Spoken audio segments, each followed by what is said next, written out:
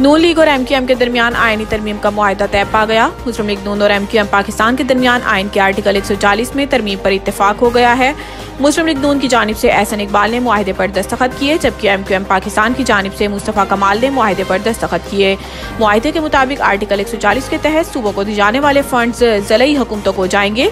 मुस्लिम league नून से मुआहदे के बाद MQM पाकिस्तान ने स्पीकर और डिप्टी स्पीकर के लिए वोट देने का फैसला किया।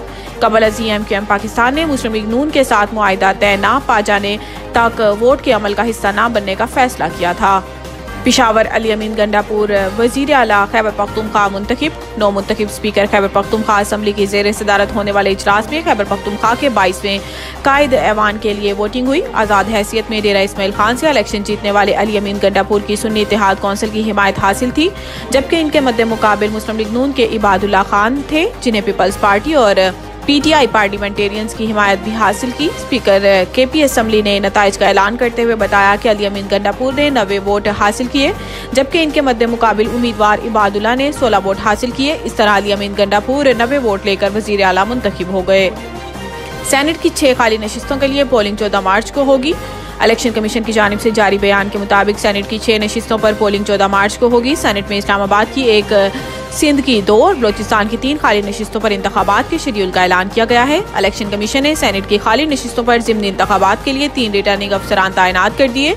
विफाक को नशिस्त पर special secretary election commission RO होंगे। बलोचिस्तान और सिंध की नशिस्तों के लिए मुतलका सूबाई इलेक्शन कमिश्नर्स RO होंगे। सेनेटर कान के दीगर ऐवानों के रुकन मुंतखब होने पर 6 नशिस्तें खाली करार दी गई थी। गुज़िश्ता रोज पाकिस्तान पीपल्स पार्टी ने इलेक्शन कमीशन से सेनेट की खाली नशिस्तों पर फौरी इंतखाबात करवाने का मुतालबा किया था। डिप्टी कमिश्नर इस्लामाबाद तौहीन अदालत के मुर्तकिब करार, फैसला इंट्रा कोर्ट में चैलेंज। अदालत ने डिप्टी कमिश्नर इस्लामाबाद को तौहीन अदालत पर 6 माह कैद की सजा सुनाई, ताहम मुख्तसर होने के बाइस सजा 1 माह के लिए मुअत्तल कर दी गई। इस्लामाबाद हाई कोर्ट ने 1 माह के दौरान अपील दायर करने और फैसले की कॉपी वजीर आजम को भिजवाने की हदायत की। डिप्टी कमिश्नर इस्लामाबाद को 1 लाख रुपए जुर्माना अदा करने का भी हुक्म दिया गया। इस पर फारूक बटर को अदालत ने केस से डिस्चार्ज कर दिया। डिप्टी कमिश्नर इस्लामाबाद इरफान नवाज मेमन ने तौहीन अदालत केस का फैसला इंट्रा कोर्ट में चैलेंज करते हुए इस्तदा की कि अदालत सिंगल रुकनी बेंच का फैसला कलअदम करार दे और डिप्टी कमिश्नर इस्लामाबाद को बरी करे।